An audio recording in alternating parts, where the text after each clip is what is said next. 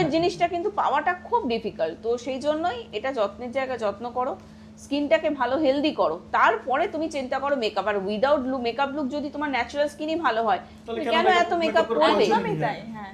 তো একটাই সলিউশন, দি কুইন মানেই ভরসা, তবেই তোমরা এসছো। অ্যাকচুয়ালি ম্যাম আপনারা দেখেছি আমি অ্যাকচুয়ালি আমার তো কথা বলতে শুট থেকেই ফিরছিলাম, তো আমিও দেখি আপনাদের, আমি একবার গুগলে সার্চ করেছিলাম, গুগলে দেখলাম আপনার রেটিংও খুব ভালো, মাঝখানে ভেবেছিলাম আসবো, সময় হয়ে ওঠেনি, সিরিয়াসলি বলছে দেন ও আজকে বললো আপনাদের কথাই বললো, আমি বললাম আমিও আলাদাভাবে সার্চ করেই রেখেছিলাম যে আমি ভিজিট করব।